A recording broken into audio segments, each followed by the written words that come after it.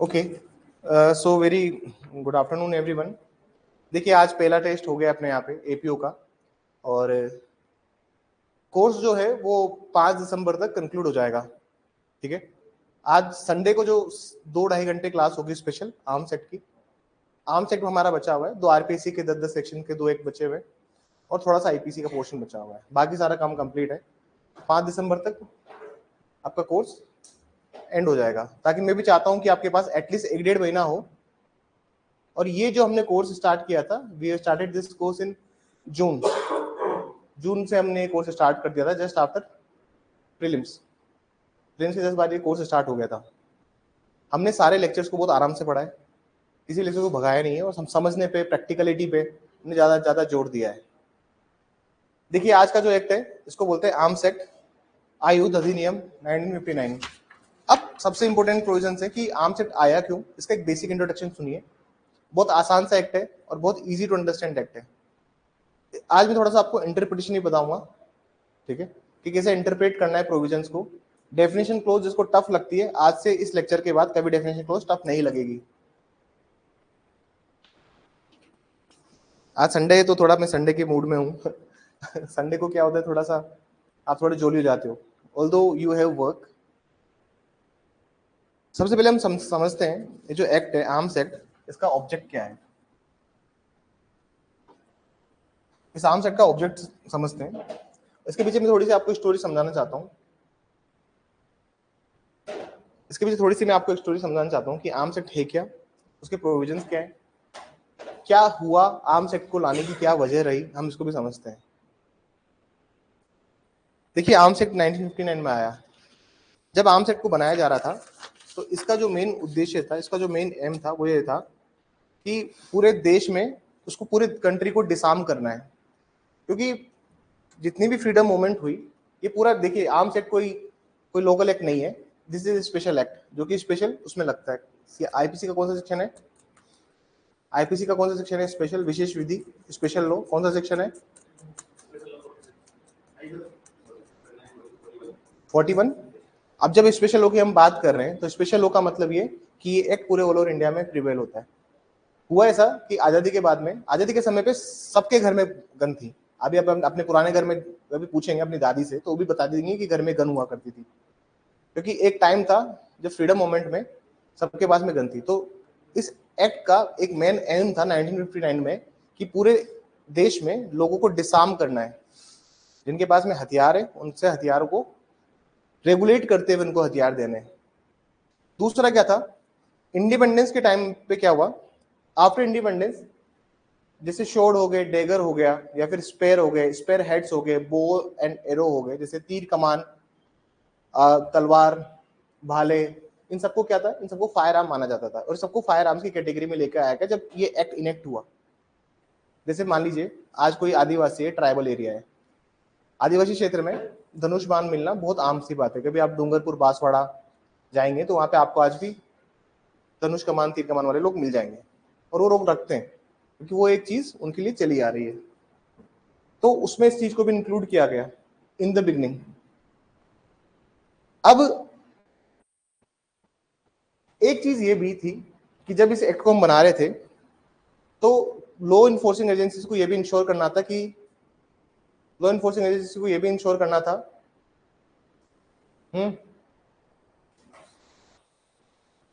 Law enforcing agencies को ये भी इंश्योर करना था कि पार्टीज के राइट ऑफ प्राइवेट डिफेंस भी इंश्योर रहे, और आर्म्स एक्ट की जो रिग्रेसनेस है उसको भी प्रोटेक्ट करके रखें। तो इसलिए इन्होंने 1959 में ये एक्ट बनाया। इस एक्ट के पीछे अगर आप देखेंगे तो इस एक्ट के दो एम, जो मेन एम थे वो ये थे कि सर, एक तो सेल्फ डिफेंसेस के लिए पर्सन्स को आर्म्स लेना, और जितने भी डकेट्स है, गैंग्स या फिर anti social, anti national element है, उनको हैवी आर्टिलरी से लेकर जो सिविलियन वेपन्स हैं वो भी उनके पहुंच से दूर होना चाहिए, जो भी एंटी सोशल एलिमेंट है। क्योंकि देखिए, आज़ादी मिल गई थी लेकिन गरीबी थी, और उसकी वजह से क्या हो रहा था, पूरे पूरे देश के अंदर हिंसा होती थी और सारी घटनाएं बढ़ती थी, लूट की, डकैती की, मतलब रॉबरी, डकैती बहुत कॉमन था उस टाइम पे जब सेट को बनाया गया। जब इस एक्ट को बनाया गया तो उस टाइम के ऊपर बहुत सारे डिस्कशन हुए, पब्लिक ओपिनियंस लिए गए, सारे स्टेट गवर्नमेंट से पूछा गया कि आर्म्स एक्ट के ऊपर उनका क्या ओपिनियन है। जैसे आज यूएस है, अब यूएस की आर्म्स एक्ट की policies is something different. US में हर स्टेट जो है, हर स्टेट ये अलाउ करता है कि आर्म्स अलाउ किए जाने चाहिए, ठीक है। जैसे अभी ट्रम्प जीते इलेक्शन, उनका जो इलेक्शन का जो मेन वो था, वो भी यही था कि अगर मैं आया तो मैं आर्म्स पे वो लगा दूंगा, क्योंकि वहां तो आप आए दिन ये घटना होती है गोलीबारी की। तो जब ये इसको बनाया जा रहा था इस एक्ट को, तो उस टाइम पे गवर्नमेंट ने जजेस से, बार एसोसिएशन से, जजेस से, कलेक्टर से, सीनियर पुलिस ऑफिसर से सबके ओपिनियन लिए और इस बिल को प्रपोज किया। जब इस बिल को प्रपोज कर रहे थे तो इसके मेन 3 ऑब्जेक्टिव्स थे। तो ऑब्जेक्टिव्स लिख लें इस एक्ट के, इस एक्ट के ऑब्जेक्टिव्स लिख लिए जाए, फिर इसके जितने भी अमेंडमेंट आए मैं वो भी समझाऊंगा। लिखिए, the objectives, the objective, the objective, the objective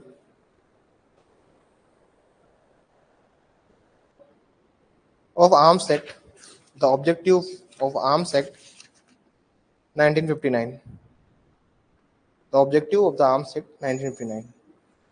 लिखिए,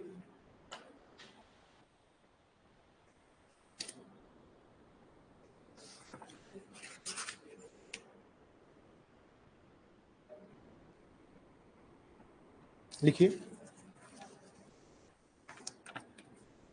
an act, an act to consolidate, an act to consolidate and amend the law, and amend the law, and amend the law relating to, relating to arms and ammunition, arms and ammunition, आयुधों और गोला बारूद से संबंधित, आयुधों और गोला बारूद से संबंधित, आयुधों और गोला बारूद से संबंधित विधि का समेकन, विधि का समेकन, विधि का समेकन और संशोधन करने के लिए, और संशोधन करने के लिए अधिनियम, विधि का समेकन और संशोधन करने के लिए अधिनियम, अधिनियम। पॉइंट नंबर 2 लिखिए, the weapons, the weapons, the weapons provides for self defense, the weapons provides for self defense, self defense for all citizen, for all citizen under licenses, under licenses, under licenses, under licenses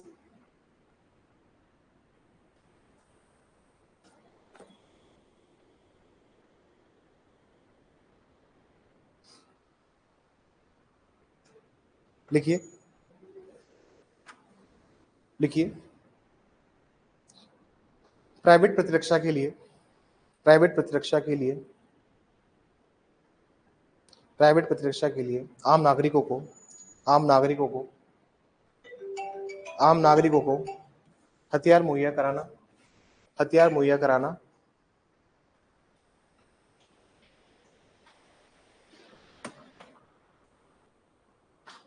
हथियार मुहैया कराना जो कि सिर्फ, जो कि सिर्फ, जो कि सिर्फ अनुज्ञप्ति के माध्यम से होगा, जो कि सिर्फ अनुज्ञप्ति के माध्यम से होगा, जो कि सिर्फ अनुज्ञप्ति के माध्यम से होगा।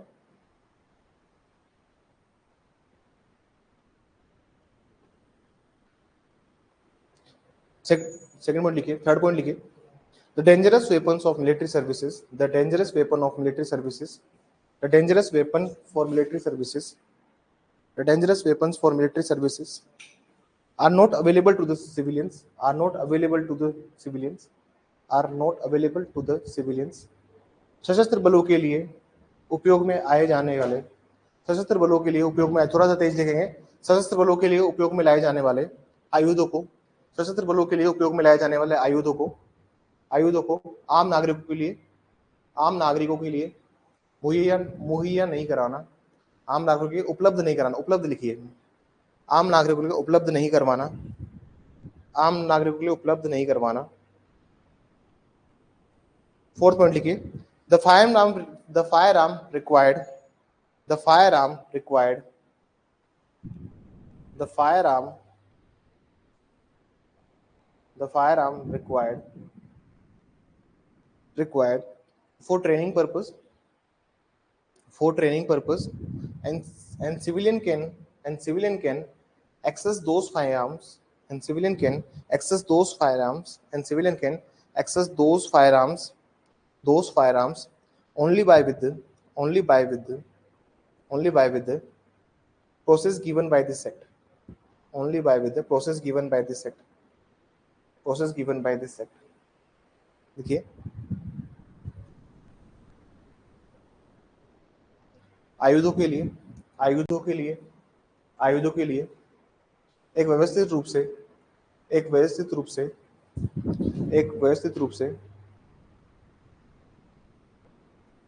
प्रशिक्षण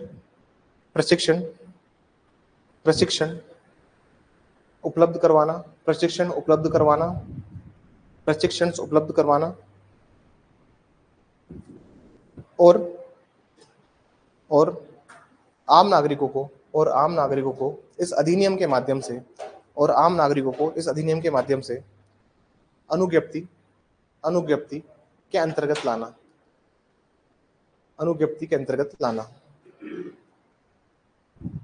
ठीक है। तो सर यूजुअली क्या था कि those are the basic objectives of this act.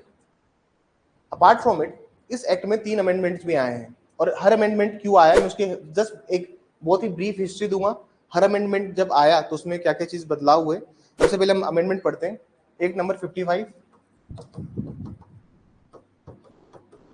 Of 1971। अच्छा, ये एक्ट है, इसका भी आपको एक नंबर लिख लीजिए।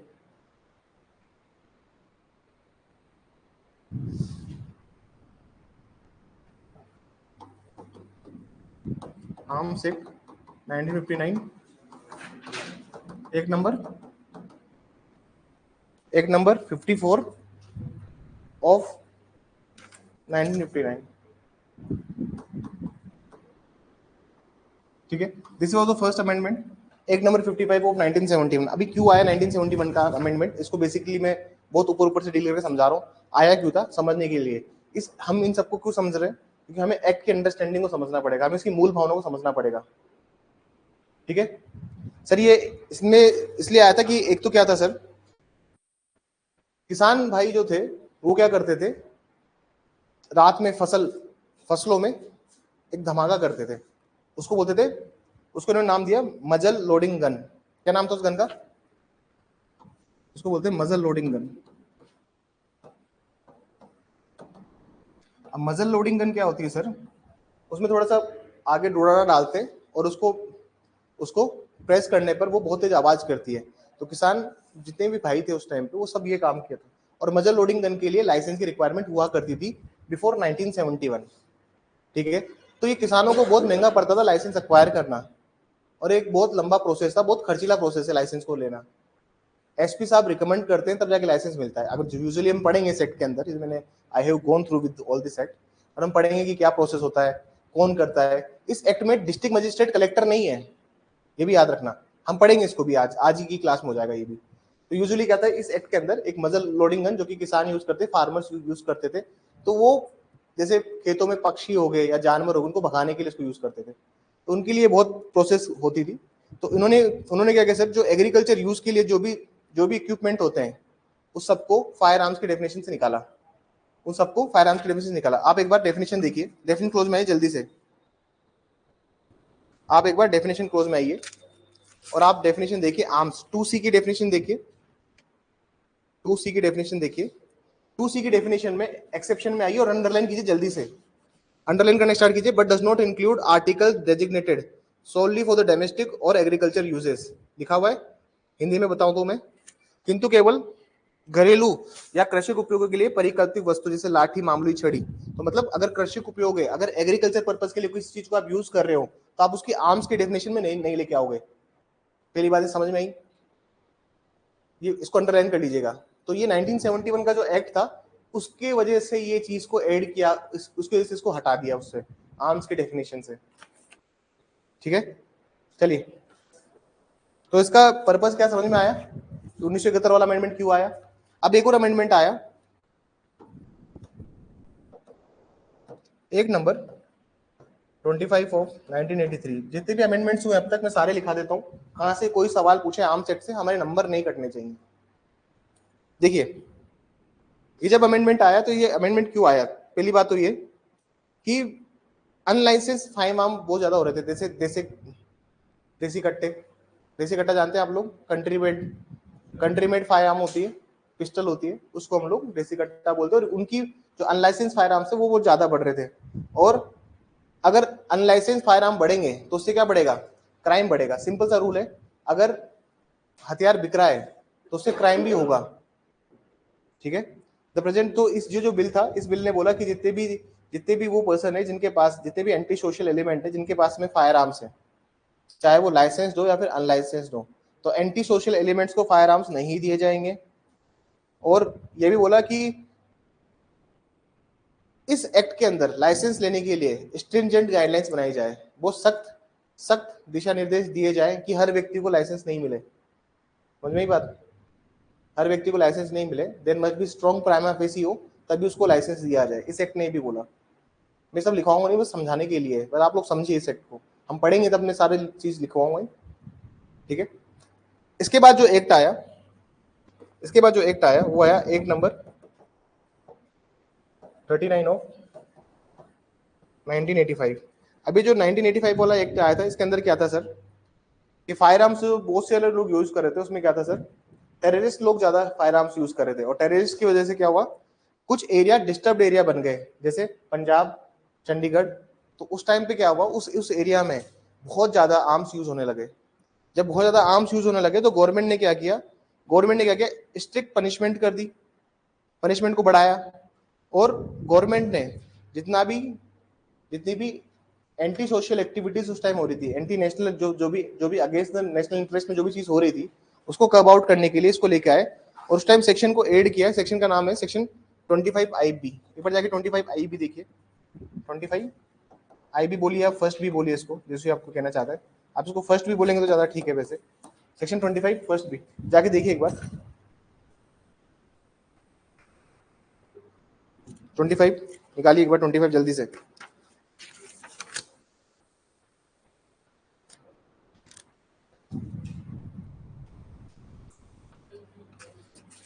IBF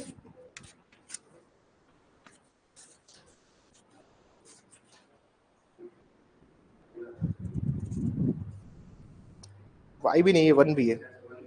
हम्म हम्म देखिए 1B को जोड़ा यहाँ से,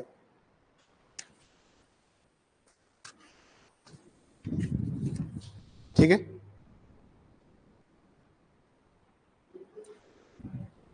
और इसमें सारे प्रोविजंस को रिस्ट्रिक्टेड बनाए इन लोगों ने, ठीक है। प्रोविजंस को स्ट्रिक्ट किया by the virtue of this, this is a long section, इसमें में टाइम लगेगा, ठीक है, ठीक है। इसके बाद में आया सर, इसके बाद में आया एक नंबर 42 ऑफ 1988।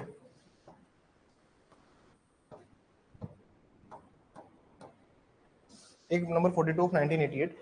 अब इस एक्ट में क्या होता है सर, इस एक्ट में क्या होता है कि बहुत सारे automatic fire arms, machine guns, various type के rocket, rocket launcher, hand grenades, अब ये बहुत आम लोगों की पहुंच तक जाने लगे पंजाब के अंदर। तो ये भी इन्होंने अमेंडमेंट लेके आया इसके अकॉर्डिंगली भी, और इन्होंने बोला कि डिफरेंट पनिशमेंट बनाइए, जो भी इलीगल यूज करता है उसको, जो भी टेररिस्ट या फिर एंटी नेशनल एलिमेंट है उसको आइडेंटिफाई कीजिए और लाइसेंस ग्रांट मत कीजिए, ठीक है। तो यूजुअली ये जो एक्ट था, इसमें अब तक 3 अमेंडमेंट आए हैं 1988 तक, ठीक है। अब लिखना स्टार्ट कीजिए इस एक्ट को स्टार्ट करते हैं। अरे वो नहीं, कोई बहुत रिलेवेंट अमेंडमेंट नहीं है, जम्मू कश्मीर वाला होगा बस।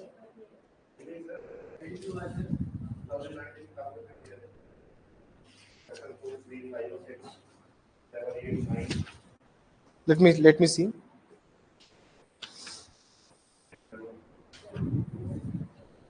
let me check। मेरे वाला जो ये SSC है, इसमें तो 3 ये मेजर अमेंडमेंट्स बता रखे हैं, 1971, 83, 85, 88। दिखाइए, इधर दिखाइए डायरेक्ट में। तो फाइनेंस एक्ट वाला वो तो समझ आएगा। चलिए और भी दो और रेट बता रहे हैं, इनको भी फाइनेंस एक्ट वाला तो इसको भी लिख लेते हैं, कोई दिक्कत नहीं है। इनकी इन्फोर्समेंट डेट भी लिख लेते हैं। Thank you for correcting me Shubham.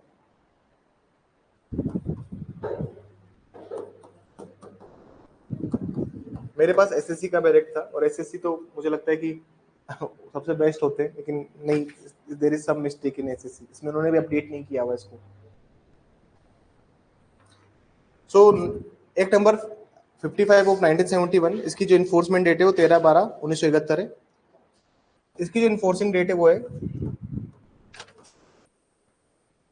22 June 1983। Act number 39 की जो इन्फोर्सिंग डेट है वो है सर 28/5 28/5/85।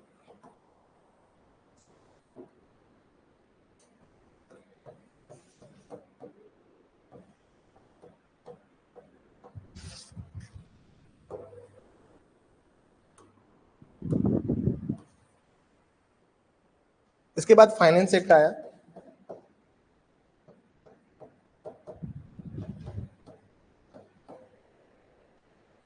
इसकी जो इन्फोर्सिंग डेट है 1995। और एक इन्होंने स्पेशल एक्ट लिखा है लोग, the arms amendment act. The arms amendment act 2019। इसकी जो डेट है वो है 14/12/19। अमेंडमेंट की डेट याद रखना। They can ask, they can certainly ask, they can ask anything.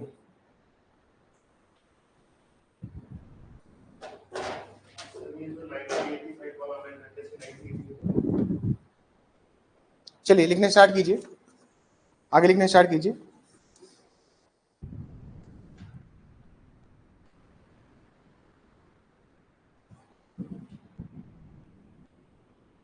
This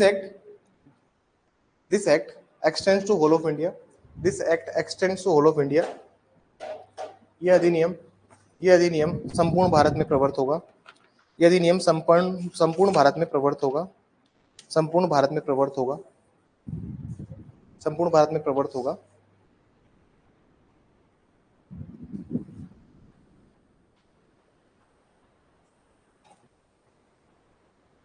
enforced on, enforcing date लिख लीजिए। इन्फोर्स्ड ऑन, बहुत सारे बैलेट में मिस्टेक भी, प्लीज अपने को भी एक बार क्रॉस वेरीफाई करते हुए चलना, ठीक है ना। 1-10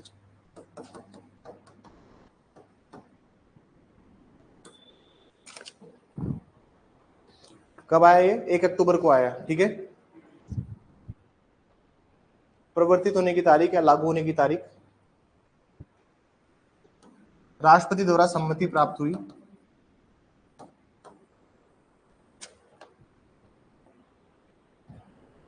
असेंट ऑफ प्रेसिडेंट।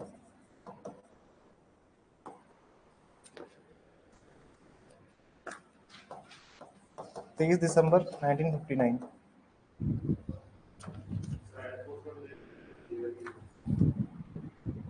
इसमें दी हुई है 1-10, इसमें दी हुई है, ठीक है। एक जजमेंट लिखिए, सुप्रीम कोर्ट का जजमेंट है। देखिए इसमें जजमेंट्स ना बहुत सारे मैं लिखवा देता हूँ आपको आर्म सेट के अंदर। जजमेंट लिखते चलिए बस, ठीक है।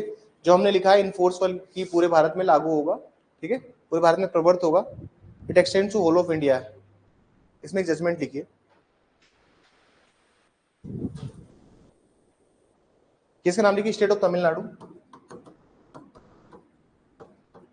State of Tamil Nadu versus, state of Tamil Nadu versus Maria Anton Vijay.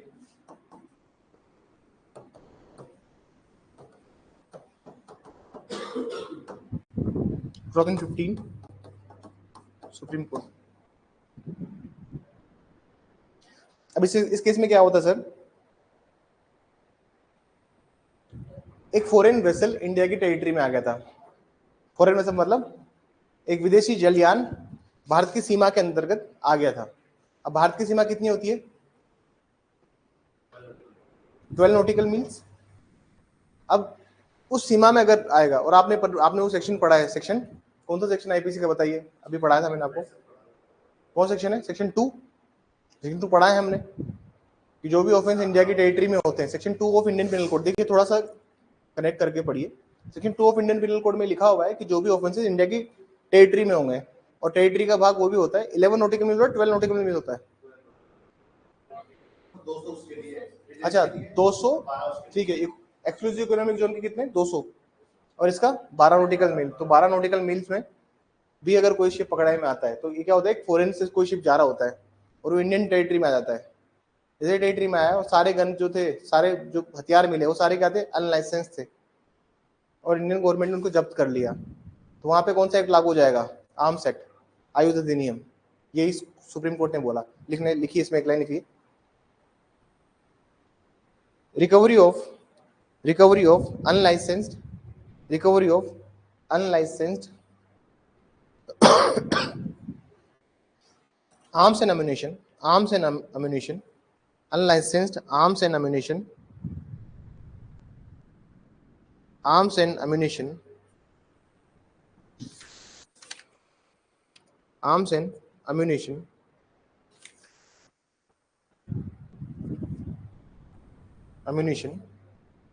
from the crew member of foreign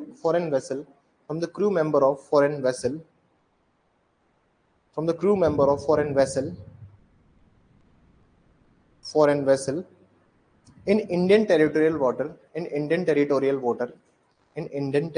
waters would attract the liability under this act. आजकल आदत भारतीय साक्ष्य अधिनियम पढ़ाते पढ़ाते क्या आदत हो गई बोलने की? अंडर दिस अधिनियम, अंडर दिस एक्ट। ठीक है, लिखिए हिंदी मीडियम वाले बच्चे लिखिए, यदि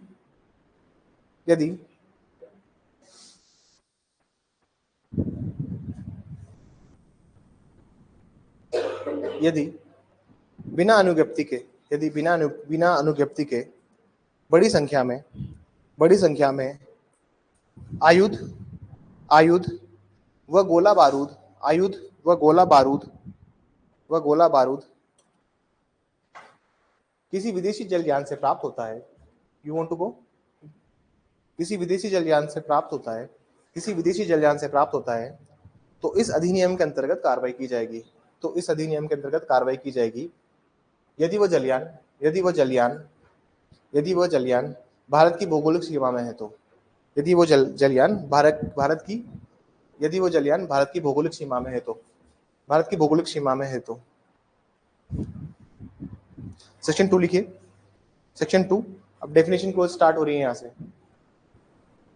क्या स्टार्ट होगा सर? Definition close. 10 मिनट बाद जाना, डेफिनेशन क्लोज समझ के जाओ।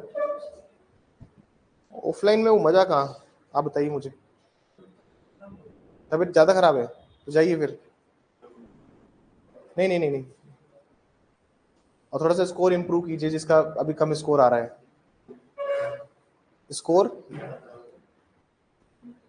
स्कोर बढ़ना चाहिए, ठीक है ना? So now come to the discussion. अब 2 शब्द समझेंगे अपन। मैं आपको मल्टीपल टाइम पहले भी समझा चुका हूं कि 2 शब्द समझिए, पूरी डेफिनेशन क्लोज पे आपका राज होगा। समझने की कोशिश कीजिएगा। रटना मई, रटने की विद्या जो आती है वो तब आती है जब आप उसको अच्छे से 5-10 बार पढ़ लेते हो, और जब समझ के पढ़ोगे तो चीजें याद होने स्टार्ट हो जाती है। लेकिन अगर आपने किसी चीज को बिना समझे सिर्फ रटने की कोशिश करी तो आप एग्जाम में भूल जाएंगे, क्योंकि यहाँ पे क्या है, डेफिनेशन ऐसी है कि अम्युनिशन के अंदर क्या क्या इंक्लूड होता है, क्या क्या इंक्लूड नहीं होगा, लाइन से डेफिनेशन दी जाएगी। 2 शब्द है, देखिए। एक शब्द होता है मीन्स, इसको हम कहते हैं हिंदी में, क्या कहते हैं हिंदी में से? अभिप्रेत। दूसरा शब्द होता है इंक्लूड्स। दोनों शब्दों का सर आज अंतर समझिए, आप कभी भी दिक्कत नहीं खाएंगे। इंक्लूड्स को बोलते हैं अपन अंतर्गत, और समझते हुए चलना सर, बहुत इंपॉर्टेंट बात बताऊंगा सर। मीन्स जो होता है, मीन्स का बेसिक मतलब होता है द लिस्ट इज एग्जॉस्टिव, मतलब लिस्ट एक संपूर्ण है, इस लिस्ट में और चीजें इंक्लूड नहीं होगी। लेकिन जब ये शब्द आ जाता है इंक्लूड्स, तो इसका मतलब होता है कि the list is not exhaustive.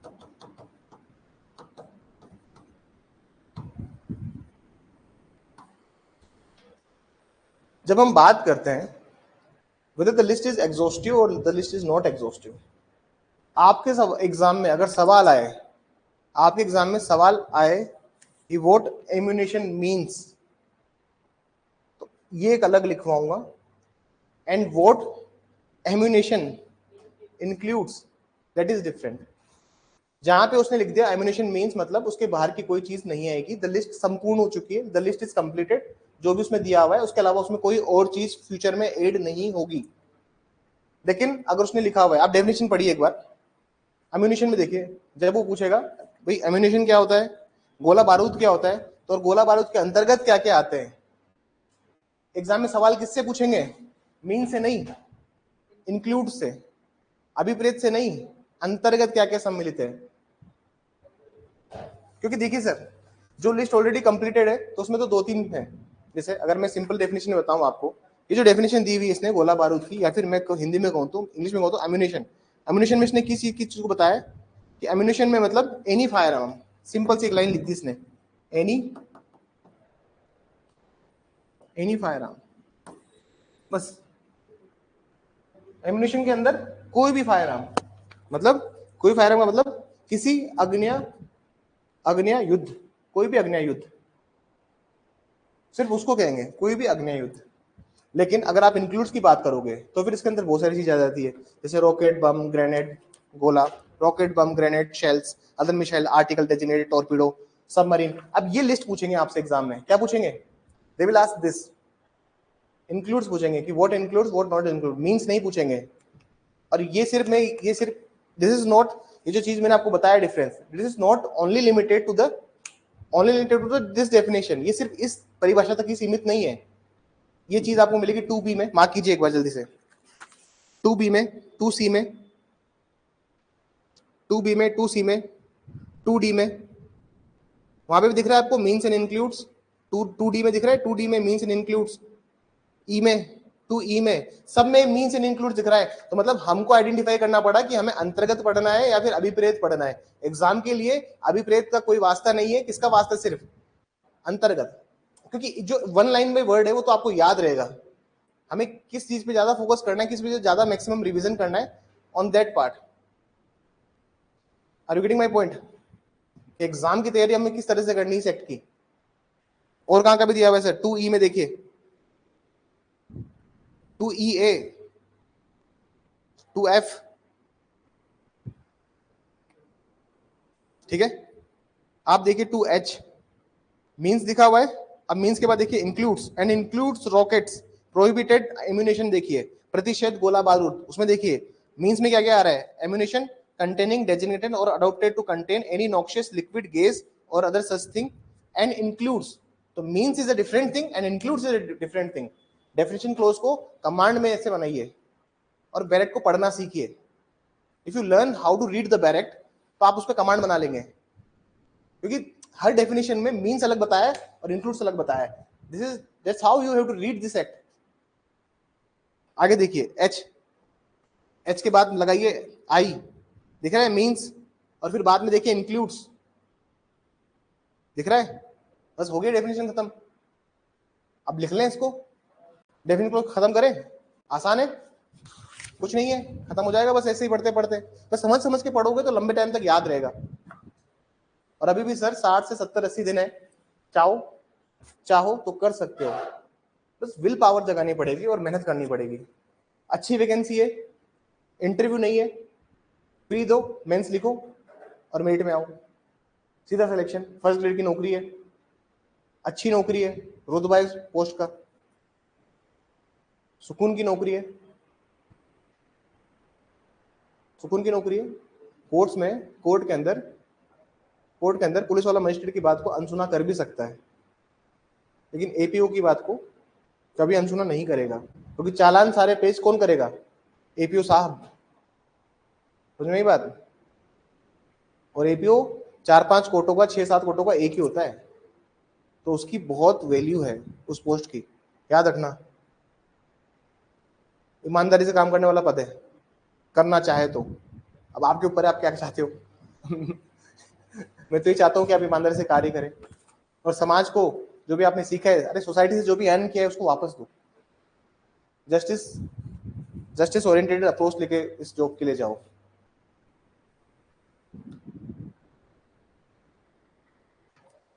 चलिए 2A acquisition, 2A acquisition. Acquisition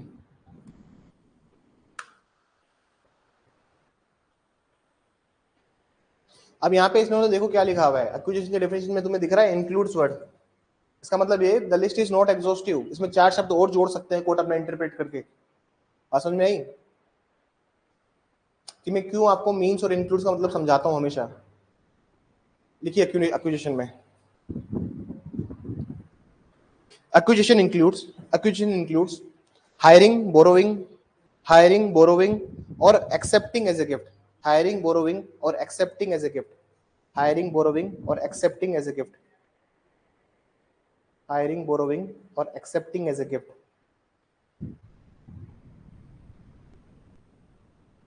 Hindi में लिखिए, हिंदी में लिखिए। अर्जन के अंतर्गत भाड़े पर लेना, उधार लेना या दान के रूप में प्रतिग्रहित करना आता है, या दान के रूप में प्रतिग्रहित करना आता है। जहां पे अंतर्गत लिख दिया, भाड़े पर लेना, उधार लेना या दान के रूप में प्रतिग्रहित करना आता है, जहां पर आपने अंतर्गत लिख दिया, wherever you write the word includes, तो समझ लेना the court will do further on interpretation to the same। बाद में न्यायालय चाहे तो इसको इंटरप्रेट कर सकता है इसका, और आगे चाहे तो न्यायालय अर्थगठन कर सकता है इसका। आगे चलिए,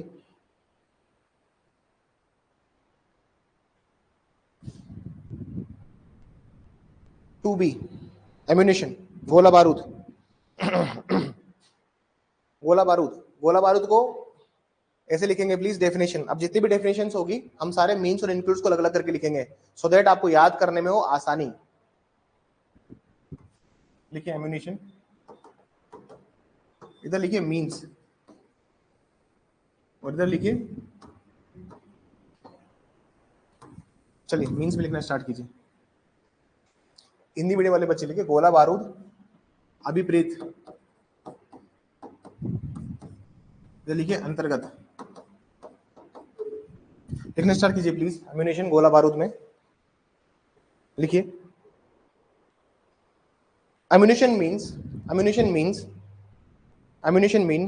any firearm, ammunition means any firearm, ammunition means any firearm। लिखिए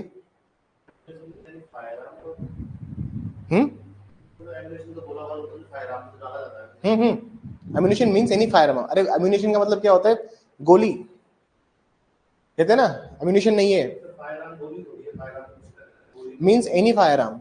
जो डेफिनेशन है वो लिखिए, ammunition for any firearm लिखिए, ammunition for any firearm, ammunition for any firearm। Hindi में लिखिए,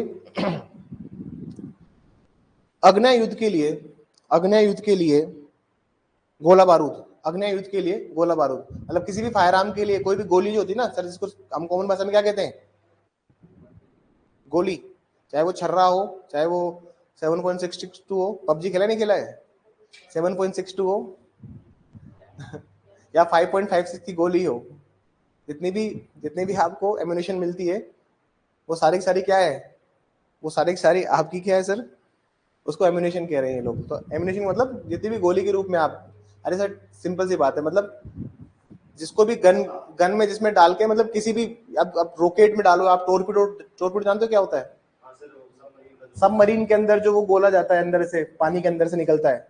आप ये देख लीजिए कि जिस यंत्र से आप चला रहे हो वो कभी एम्यूनिशन नहीं है, वो आर्म है, ठीक है।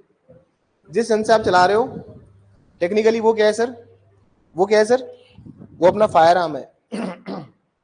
लेकिन उस फायर आर्म से जो भी चीज आप रिलीज कर रहे हो, अरे मेरे पास एक गन है, गन मिली मुझे कहीं से, मेरे को 6 गोली भी मिल गई कहीं से, तो जो गोली मेरे को मिली, बुलेट मिली मेरे को, वो एम्यूनेशन है।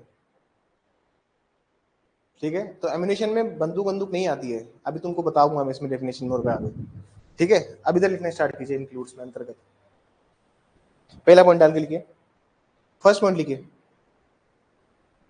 Rocket, rocket bomb, rocket bomb, grenade, comma shells, shells and other missiles, shells and other missiles. बैरेट के लिखाऊंगा, अरे बैरेट से ज्यादा थोड़ी आता है मेरे को, बैरेट के लिखाऊंगा और कहां के लिखाऊंगा। फर्स्ट पॉइंट लिखिए। अरे तुम मेरे, अरे पढ़ तो तुम भी सकते हो, कोई बहुत बड़ी बात है क्या? कोचिंग मैंडेटरी है सब चीजों के लिए? नहीं, तो थोड़ा सा एक रूटीन बन जाता है।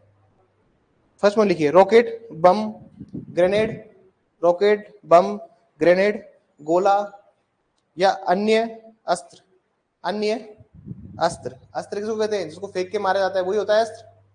और शस्त्र क्या है? जो हाथ में रहता है, अन्य शस्त्र। हिंदी पढ़ रहे हैं ना आप लोग?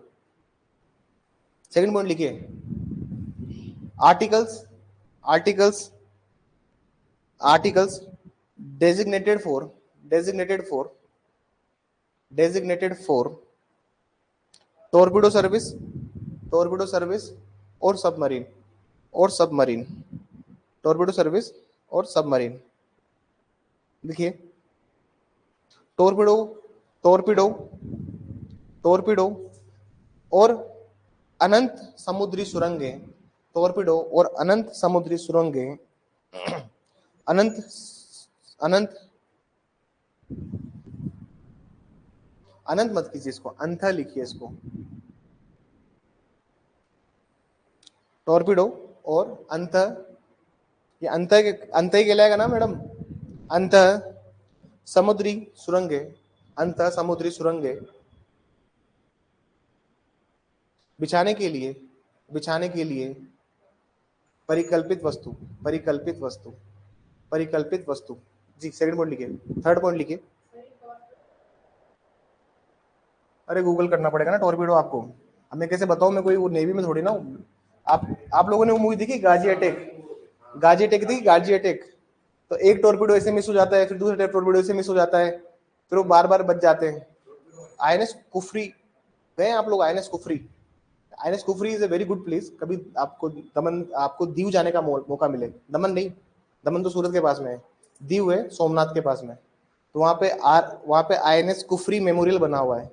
आप कभी समय मिले कभी जीवन में तो कभी जाना Diu, it's a very wonderful place. तो वहां पे हमारी आईएनएस कुफरी को डुबो दिया था।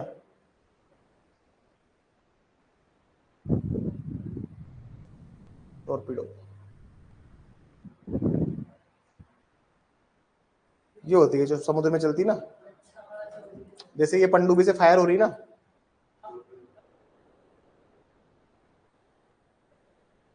ये जो पनडुब्बी से फायर हो रही ना, शी कैन डू एवरीथिंग। जी थर्ड पॉइंट लिखिए प्लीज, थर्ड पॉइंट लिखिए, other articles, other articles, other articles which designed for, other articles which designed for explosive, explosive,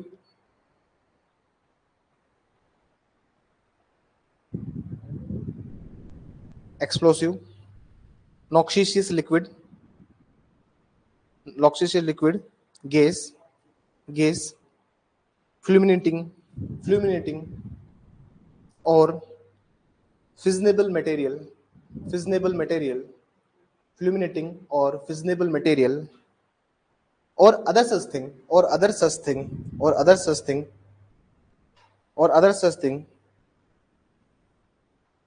other such thing. It is immaterial that, other such thing, it is immaterial that, it is immaterial that whether, whether they can be used as, whether they can be used as firearms or not, whether they can be used as firearms or not, they can be used as firearms or not. अभी recently क्या हुआ, USA ने हमारी कुछ companies को ban कर दिया, कुछ यूएसए ने हमारी कुछ फॉरेन कंपनीज को क्या कर दिया, बैन कर दिया। वो क्यों कर दिया? क्योंकि वो इंडियन कंपनीज रशिया को कुछ सप्लाई करती थी, जिसका डबल यूज हो सकता था। अब डबल यूज का मतलब क्या होता है, जैसे मान लीजिए रशिया वालों ने पाइप मंगवाए, ठीक है, अब उन्होंने पाइप मंगवाए 6 इंची, 3 इंची, 9 इंची, 12 इंची, 18 इंची, यहाँ की कंपनी तो सब सप्लाई करती है वहां पे पाइप, और पैसा मिल गया उन्हें तो। लेकिन उन पाइप का ड्यूल यूज हो सकता है, समझ में ही बात। तो ये लोग भी लिख रहे हैं कि अगर कोई भी ऐसा सब्सटेंस है जिसको डिजाइन किया गया है किसके लिए, चाहे वो फायर आर्म्स हो या ना हो, हिंदी में लिखिए, हिंदी में लिखिए, विस्फोटक, विस्फोटक, विस्फोटक, सफूर्जनकारी, विस्फोटक, सफूर्जनकारी, तीसरा पॉइंट है, ठीक है ना, विस्फोटक, सफूर्जनकारी या विखंडनीय सामग्री, या विखंडनीय सामग्री, या अपायकर द्रव, या अपायकर द्रव, गैस, अपायकर द्रव, गैस, गैस, या ऐसी अन्य चीज, या ऐसी अन्य चीज, या ऐसी अन्य चीज जो अग्नि युद्धों के, जो अग्नि युद्धों के, अग्नि युद्धों के योग्य उपयोग हो या नहीं, जो अग्नि युद्धों के, जो अग्नि युद्धों के, अपायकर द्रव, गैस, या ऐसी अन्य चीज, ऐसी अन्य चीज जो अग्नि युद्धों के उपयोग के, अग्नि युद्धों के उपयोग के योग्य हो या नहीं, योग्य हो या नहीं, योग्य हो या नहीं। फोर्थ पॉइंट लिखिए please, can write fourth point, charges for fire arms, charges for fire arms और एनी एसेसरीज, और any accessories, charges for fire arms और एनी एसेसरीज, अग्नि युद्धों के लिए भरण, अग्नि युद्धों के लिए भरण, अग्नि युद्धों के लिए भरण, अग्नि युद्धों के लिए भरण, और भरणों के लिए उपसाधन, और भरणों के लिए उपसाधन, और भरणों के लिए उपसाधन। छठा पॉइंट लिखिए, हाँ फिफ्थ पॉइंट लिखिए, fuse, fuse and friction tubes, fuse and friction tubes, fuse and friction tubes, fuse and friction tubes, fuse and friction tubes, पतीले और घर्षण नलिकाएं, पतीले और पलीते और, पलीते और घर्षण नलिकाएं। ये जो मेरे को देखिए आज क्या फ्रेम चेंज किया ना, तो मुझे बहुत बहुत अजीब सा दिख रहा है, वर्ड्स जो है ना मुझे थोड़े से अलग से दिख रहे हैं, क्योंकि जब आप फ्रेम चेंज करते हैं, चश्मा वाले के साथ बहुत दिक्कत है, जब आप फ्रेम चेंज करते हैं तो कुछ दिन बहुत अटपटा लगता है। अरे अच्छे लगने से क्या होता है, एक पलीते को मैं अगर पतीले पढ़ रहा हूँ तो फिर दैट इज नॉट गुड ना।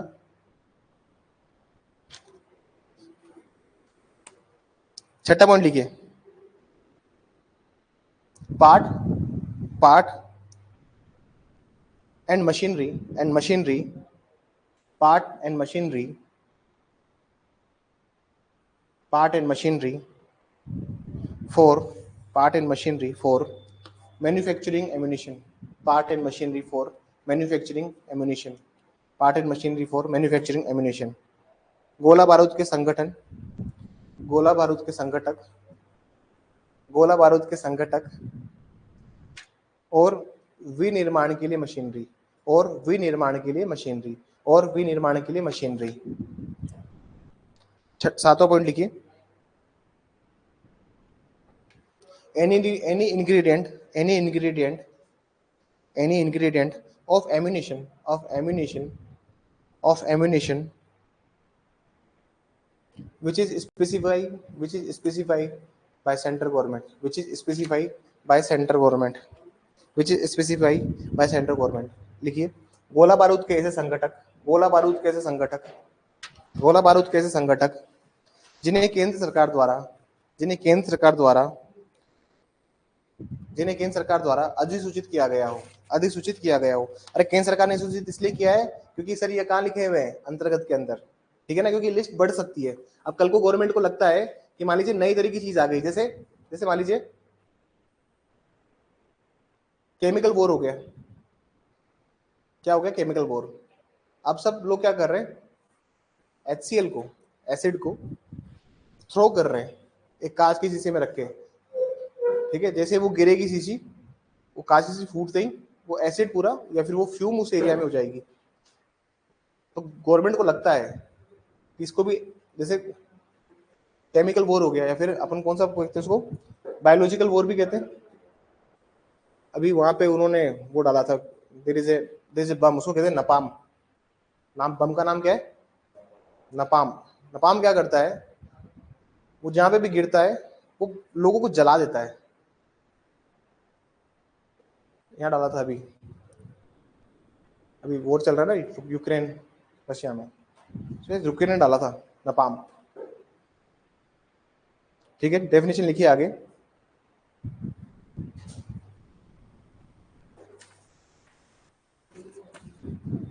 देखिए और भी बहुत सारे मटेरियल होते हैं। क्या होते हैं? मटेरियल। जैसे बम किस किस चीज से बनता है, थोड़ा सा बम बनाना बताऊं? Firearm. देखिए क्या क्या चाहिए होता है, lead, sulphur, sulphur, sulphate, sodium, sodium azide, इसका मिक्सचर चाहिए होता है। दूसरा क्लोरेट, पर क्लोरेट, फिशनेबल मटेरियल, फ्यूजन करने के लिए भी कुछ चाहिए होता है। जब भगत सिंह थे तो भगत सिंह ने क्या किया, बम बनाने की विधि अखबार में छपवा दी। पार्लियामेंट में पर्चे तो उन्होंने उड़ाए, उन पर्चों में थी बम बनाने की विधि, और उसको एज इट इज अखबार वालों ने छाप दिया। तो भगत सिंह ने बोला कि अब बच्चा बच्चा घर घर में बम बनाएगा। उस टाइम अगर सोचिए, उस टाइम जरूरत थी। और देखिए आर्म्स एक्ट इसलिए लाया गया था क्योंकि देखिए आज मान लीजिए एक रेवोल्यूशन होने वाला है किसी के भी अगेंस्ट, डिक्टेटरशिप आ जाती है मान लीजिए, अगर रेवोल्यूशन है उसके अगेंस्ट, लोग अपने पास आर्म्स रखने स्टार्ट कर देंगे फॉर देयर ओन सेफ्टी। अब ब्रिटिशर्स के अगेंस्ट सबने इतने आर्म्स इकट्ठे कर लिए कि जब हम आजाद हुए उसके बाद में वही आर्म्स इंडिया के लोगों के लिए खतरा बनते गए। और जितने भी ये आर्म्स वाली बात होती है, इसमें लाइसेंसिंग का बहुत बड़ा इशू रहता है। मैं आपको अभी इनसे एक्ट में पढ़ेंगे, इसे पूरा प्रोसीजर दिया हुआ है। एक शब्द और है जिसने यूज किया, समेकन, थोड़ा सा इंटरप्रिटेशन करते हैं। समेकन, जिसको बोला जाता है कंसोलिडेट। समेकन ही लिखा हुआ है, लिखवाया ना मैंने आपको उद्देश्य में। समेकन का मतलब सिंपल सी बात होती है कि समेकन का मतलब ये चीज कि सर ये जो एक्ट है, ये एक्ट इंडिया में कोई भी आर्म वाली बात होगी, आर्म्स वाली बात होगी, तो कौन सा एक्ट कवर करेगा? Arms act 1959। मतलब इस एक्ट के अलावा कोई दूसरा एक्ट नहीं है इंडिया में। जैसे भारतीय साक्ष्य अधिनियम है, वो एग्जॉस्टिव नहीं है क्योंकि बैंकर्स बुक एविडेंस एक्ट है। लेकिन जहां पे भी ये वर्ड दिखेगा आपको कंसोलिडेट, आपको दिखेगा सीपीसी, सीआरपीसी, सब पे आपको क्या दिखेगा? कंसोलिडेट शब्द। तो मतलब है कि the act is exhaustive in itself. मतलब कभी भी अगर आर्म्स की बात होगी तो कौन सा एक्ट पढ़ना है अपन को? Arms act. और आर्म्स एक्ट के अंदर सारे बात लिखी हुई है। देन आगे लिखिए डेफिनेशन 2C। 2C को भी ऐसे लिखेंगे प्लीज।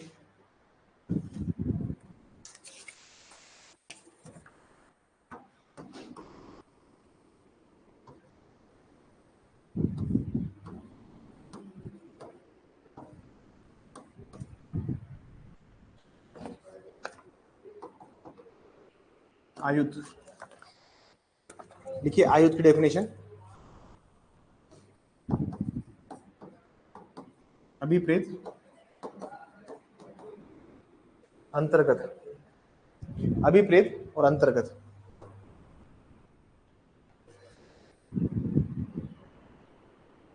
लिखिए फर्स्ट पॉइंट, लिखिए फर्स्ट पॉइंट लिखिए, article of any description, article of any description designed और अडोप्टेड, डिजाइन और अडोप्टेड, डिजाइन और adopted as weapons, as weapons for offenses, weapons for offenses और डिफेंस, वेपन्स फॉर ऑफेंसेस और defence. पहला point लिखिए, आक्रमण या प्रतिरक्षा के लिए। पहला पॉइंट लिखिए, आक्रमण या प्रतिरक्षा के लिए, आक्रमण या प्रतिरक्षा के लिए शस्त्रों के रूप में परिकल्पित, शस्त्रों के रूप में परिकल्पित, परिकल्पित किसी भी वर्णन की वस्तुएं, परिकल्पित किसी भी वर्णन की वस्तुएं, किसी भी वर्णन की वस्तुएं, किसी भी वर्णन की वस्तुएं। चलिए इधर आ जाइए, फर्स्ट पॉइंट इधर लिखेंगे इंक्लूड्स में, इधर लिखिए।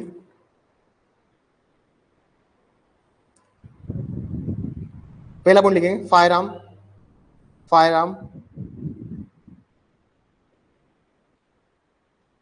Coma sharp edged, sharp edged and deadly weapons, and deadly weapons, and deadly weapons, and and and and their parts, and their parts, and their parts। Point number 2 लिखिए, machinery for manufacturing arms. Point number 2 लिखिए, machinery for manufacturing arms. Hindi में लिखिए, पहला पहला जल्दी से, तीक्ष्ण धार वाले, तीक्ष्ण धार वाले और अन्य घातक शस्त्र, तीक्ष्ण धार वाले और अन्य घातक शस्त्र, अन्य घातक शस्त्र और उन आयुधों के भाग, अन्य घातक शस्त्र और उन आयुधों के भाग, और उन आयुधों के भाग। पॉइंट नंबर 2 लिखिए, पॉइंट नंबर 2 लिखिए, उनके विनिर्माण के लिए मशीनरी, उनके विनिर्माण के लिए मशीनरी, उनके विनिर्माण के लिए मशीनरी। मतलब मान लीजिए देसी कट्टे की कहीं पे वो लगी हुई है सर, फैक्ट्री लगी हुई है, ठीक है ना, तो पूरी फैक्ट्री क्या है सर, उस पूरी पूरी फैक्ट्री के अंदर देखिए, उस पूरी फैक्ट्री को हम क्या मान रहे हैं, उस पूरी फैक्ट्री को हम क्या मान रहे हैं, आर्म्स मान रहे हैं। अगर कोई मशीनरी भी लगा रखी है, एक मशीन है जो कि फायर आर्म्स तैयार कर रही है, तो वो भी आर्म की श्रेणी में है, ठीक है, उसको भी आर्म ही माना गया सेट के अंदर, ठीक है। पैराग्राफ चेंज दोनों हो गया, पैराग्राफ चेंज करके लिखिए, कंप्लीटली पैराग्राफ चेंज करके लिखिए। However, it does not include, however, it does not include, however, it does not include followings, however, it does not include following। हालांकि इसके अंतर्गत, हालांकि इसके अंतर्गत निम्नलिखित नहीं, निम्नलिखित निम्नलिखित नहीं आएंगे, हम लिखित, हालांकि इसके अंतर्गत निम्नलिखित नहीं आएंगे। पहला पॉइंट लिखिए, पहला पॉइंट लिखिए, articles designed, articles designed for the purpose of, article designed for the purpose of domestic or agriculture use, article designed for the purpose of domestic or agriculture use, article designed for the purpose of domestic or agriculture use। पहला point लिखिए, पहला point लिखिए, घरेलू या कृषि उपयोग के लिए, घरेलू या कृषि उपयोग के लिए, घरेलू या कृषि उपयोग के लिए, घरेलू या कृषि उपयोग के लिए परिकल्पित वस्तुएं, घरेलू या कृषि, घरेलू या कृषि उपयोग के लिए परिकल्पित वस्तुएं। फॉर एग्जाम्पल, उसी में लिखिए please, for example, second point मत डालना उसमें, फॉर एग्जाम्पल,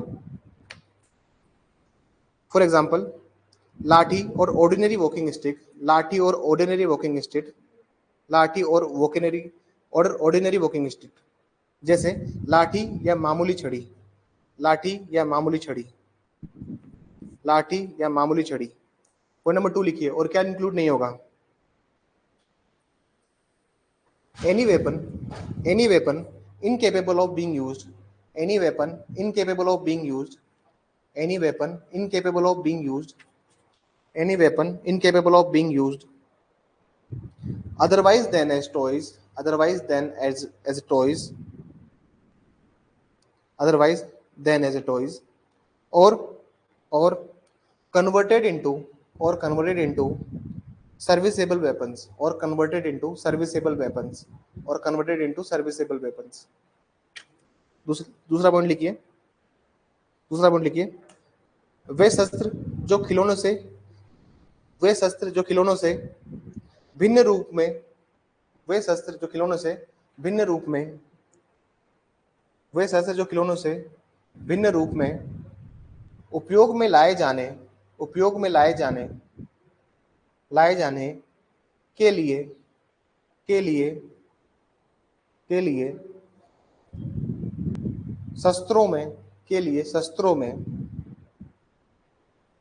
संपरिवर्तित किए जाने, संपरिवर्तित किए जाने के लिए अनुपयुक्त हो, के लिए अनुपयुक्त हो, के लिए अनुपयुक्त हो। यस, पूछ रहे थे, यू आर सेइंग समथिंग। ठीक है। 2D, अब यहाँ पे देखो, यहाँ पे ये सवाल आ सकता है, डिस्ट्रिक्ट मजिस्ट्रेट, देखिए जो बच्चा पढ़ के नहीं जाएगा उसके लिए तो डिस्ट्रिक्ट मजिस्ट्रेट कौन है? कलेक्टर साहब। There is something different, definition पढ़िए। कमिश्नर ऑफ पुलिस, यहाँ पे इस एक्ट में डीएम कौन है? कमिश्नर ऑफ पुलिस, मतलब जितनी भी पावर्स है लाइसेंस ग्रांट करने की वो किसके पास है? कमिश्नर ऑफ पुलिस के पास है। ठीक है, he is the head in that regard. Arms के मामले की अगर बात है तो commissioner of police he district magistrate है। ठीक है, वापस से वही पुराना तरीका, डीएम मींस, और इधर लिखिए इंक्लूड्स।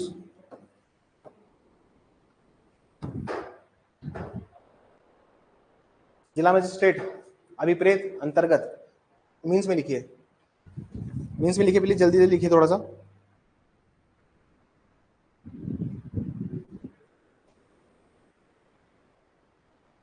देखिए,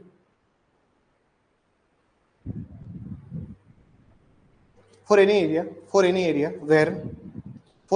where commissioner of police has been appointed, for any area where commissioner of police has been appointed, then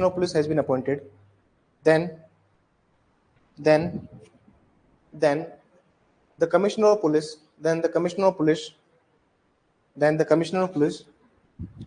shall be considered as district magistrate for the purpose of this act. Then the commissioner of police shall be considered as district magistrate for the purpose of this act. लिखिए, हिंदी में लिखिए please. जहां कहीं भी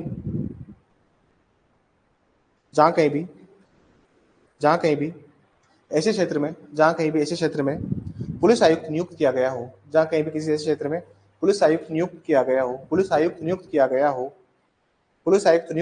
हो, तो उस क्षेत्र का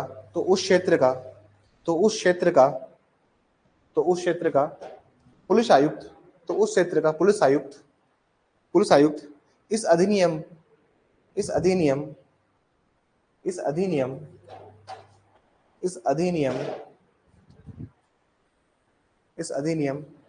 के प्रावधानों के लिए जिला मजिस्ट्रेट है। सर राजस्थान में कमिश्नरेट कहाँ पे है, कोई बताएगा मुझे? जयपुर में और जोधपुर में, तो दोनों जगह क्या है सर? कमिश्नरेट है। और वहां पे अगर जयपुर में कोई फायर आर्म वाला मामला है, जयपुर में रह के लाइसेंस गन चाहिए, तो किसको कॉन्टेक्ट करें? कमिश्नर साहब। वहां का बता रहा हूँ ना मैं, आ जाइए, बता रहा हूँ, उसका भी बताऊंगा।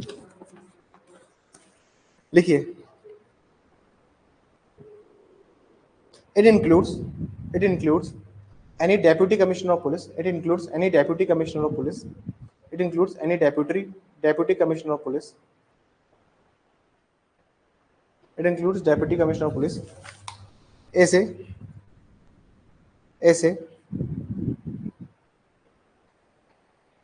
ऐसे जिला मजिस्ट्रेट के अंतर्गत पुलिस उपायुक्त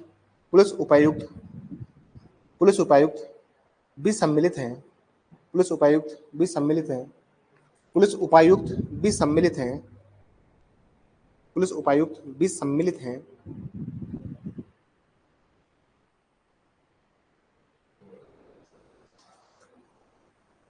As state government notified for any part of the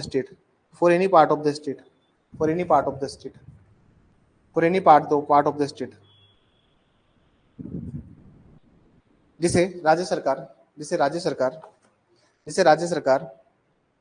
ऐसे क्षेत्र या भाग के संबंध में विनिर्दिष्ट करे, ऐसे क्षेत्र या भाग के लिए विनिर्दिष्ट करें, ठीक है। अब जैसे मान लीजिए जयपुर के लिए है, जैसे आप कहाँ रहते हैं? दौसा रहते हैं, आपका लाइसेंस कहाँ से बनेगा? हाँ, पुलिस कमिश्नरेट। अभी देखना पड़ेगा रूल्स क्या है, स्टेट गवर्नमेंट ने क्या रूल्स निकाल रखे हैं इसके रिगार्डिंग। क्या पता रूल्स की पावर अगर वहीं के एसपी को दी हुई है, क्या पता रूल्स ऐसे हैं कि एसपी रिकमेंड करें और उनकी रिकमेंडेशन पे जयपुर कमिश्नरेट अलॉट करें, या फिर यहाँ पे जो डीसीपी लगे हुए हैं, डेप्यूटी कमिश्नर ऑफ पुलिस लगे हुए हैं, क्या पता उन्हीं को इंचार्ज दिया हो। तो for that purpose we have to see the rules. मैं कोई श्योर थोड़ी हो सकता हूँ कि वहां पे कौन लगा हुआ है, मैं कौन सा गया हूँ ऑफिस में। लेकिन अगर आप पूछेंगे कि क्या प्रोसेस है तो वो बताएंगे आपको। ठीक है, बात समझ में आई। तो डिस्ट्रिक्ट मजिस्ट्रेट की जो पावर है, मतलब सबसे सुपीरियर अथॉरिटी क्या है इसमें, कमिश्नरेट। कमिश्नर ऑफ पुलिस जो है वो सबसे सुपीरियर है इन दैट रिगार्ड।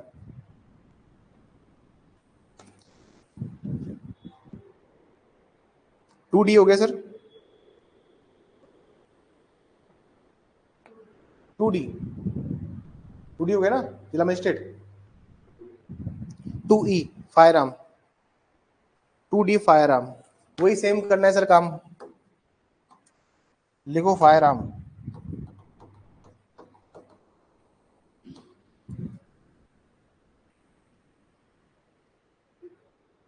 अग्नि युद्ध, अग्नि युद्ध। अब इसमें क्या क्या आता है सर, फायर आर्म्स में क्या क्या आते हैं, लिखिए फर्स्ट पॉइंट लिखिए इसमें,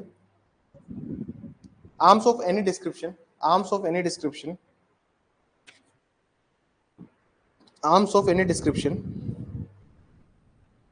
डिजाइन और अडोप्टेड, डिजाइन और अडोप्टेड, डिजाइन और adopted to discharge a projectile, to discharge a projectile, to discharge a projectile, to discharge a projectiles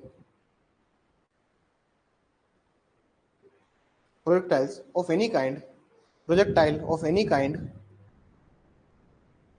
by the action of any explosive, by the action of any explosive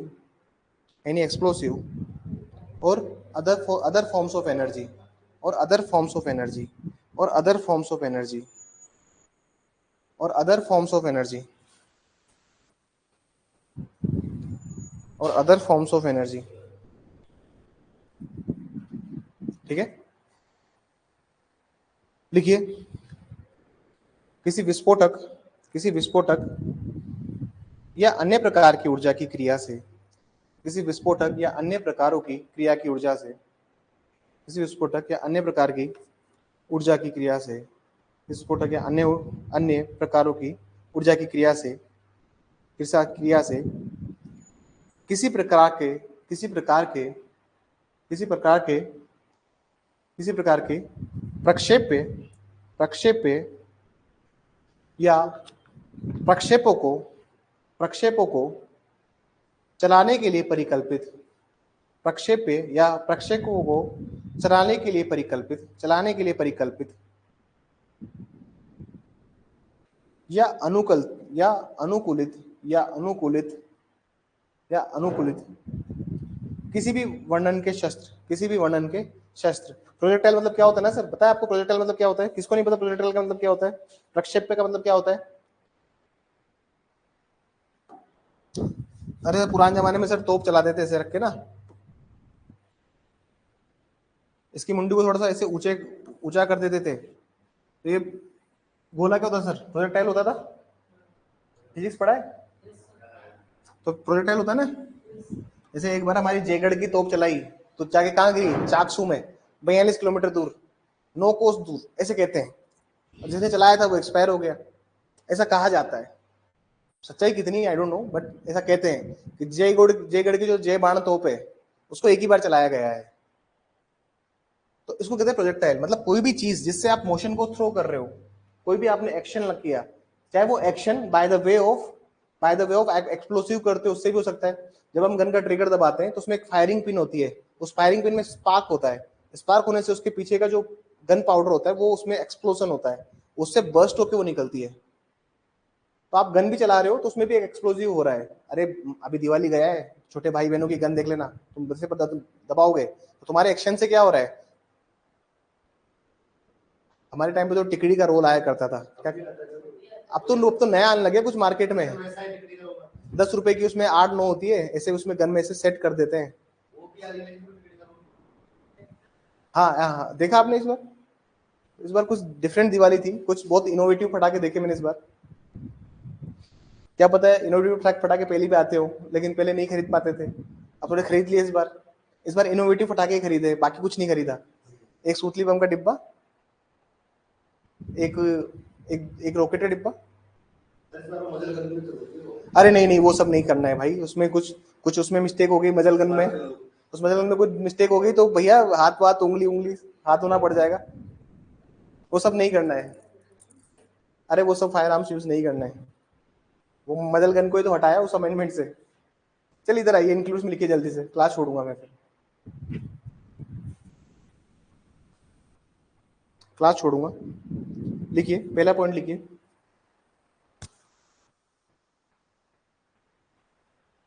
पहला point लिखिए। कहाँ थे हम लोग? Fire arms थे ना? पहला लिखिए जल्दी से, artillery, artillery comma hand grenade, artillery comma hand grenade,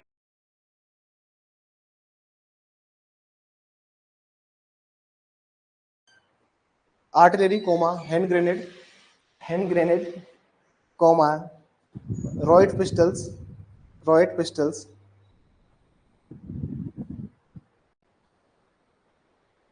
which is designed for, which is designed for, which is designed for, which is designed for discharge of, discharge of any noxious liquid, any noxious liquid or gas, any noxious liquid or gas। पहला point लिखिए, तोप हथगोले, right पिस्तलों, right पिस्तौलों, right पिस्तौलों या किसी भी अपायकर द्रव, या किसी भी अपायकर द्रव, या किसी भी अपायकर द्रव, गैस गैस गैस को छोड़ने के लिए, को छोड़ने के लिए परिकल्पित, को छोड़ने के लिए परिकल्पित या अनुकूलित, या अनुकूलित, परिकल्पित या अनुकूलित शस्त्र, अनुकूलित शस्त्र। सेकंड पॉइंट लिखिए, सेकंड पॉइंट लिखिए, accessory, accessory, accessory for fire arm, accessory for fire arm, accessory for fire arm design or adapted, design or adapted to diminish, to diminish the noise or flash, to diminish the noise or flash. किसी भी अग्नि युद्धों को चलाने के, किसी भी अग्नि युद्धों को चलाने से हुई, किसी भी अग्नि युद्धों को चलाने से हुई आवाज, किसी भी अग्नि युद्धों को चलाने से हुई आवाज या चमक, या चमक को कम करने के लिए, या चमक को कम करने के लिए उपसाधन, उपसाधन, चमक को कम करने के लिए उपसाधन। सर गन के आगे लगा देते ना, साइलेंसर लगा देते। देखिए जॉन विक, जॉन विक देखिए आपने? जॉन विक नहीं देखी आपने? तो जॉन विक में वैसे साइलेंस लगा के बहुत लोगों को उसको मार देता है वो। ठीक है, थर्ड पॉइंट लिखिए, थर्ड पॉइंट लिखिए, any part, any part and machinery, any part and machinery for manufacturing, any part and machinery for manufacturing, manufacturing firearms, any part and machinery for manufacturing firearms। अग्नि युद्धों के भाग, अग्नि युद्धों के भाग और उन्हें, और उन्हें विनिर्मित करने के लिए मशीनरी, अग्नि युद्धों के भाग और उन्हें विनिर्मित करने के लिए मशीनरी, अग्नि युद्धों के भाग और उन्हें विनिर्मित करने के लिए मशीनरी। चौथा पॉइंट लिखिए,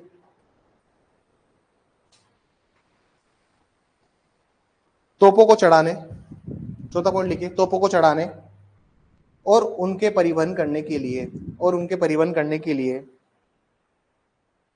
काम में ली जाने वाली, और उनको उनके परिवहन के लिए काम में ली जाने वाली गाड़ियां, मंच, और उनके परिवहन के लिए काम में ली जाने वाली गाड़ियां, मंच और सादित्र, और सादित्र। कैरेज लिखिए, carriage comma platform, carriage comma platform and appliances, and appliances, and appliances for mounting, for mounting comma transporting, comma transporting and serving artillery, and serving artillery, and serving artillery. देखिए डेफिनेशन क्लोजेस को मैं bread का ही लिखवा रहा हूँ क्योंकि मुझे पता है यहाँ से सवाल पूछा जा जाएगा, और इसलिए पूछा जाएगा सर यहाँ से सवाल क्योंकि यहाँ पे बच्चा मिस्टेक करता है चीजों को याद करने में। लेकिन जब आप मीन्स और इंक्लूड्स को अलग अलग पढ़ेंगे 8-10 बार तो आप समझ में आएगा कि भैया इसके अंदर ये आता है, उसके अंदर ये आता है। डेफिनेशन हो जाएगी, देखिए बाइफरकेट करने से डेफिनेशन हो गई छोटी। अब आपको मीन्स याद करने में दिक्कत नहीं आएगी, ना इंक्लूड्स को याद करने में दिक्कत आएगी। समझ में आई? That's how we have to read the arms act. Thank you so much.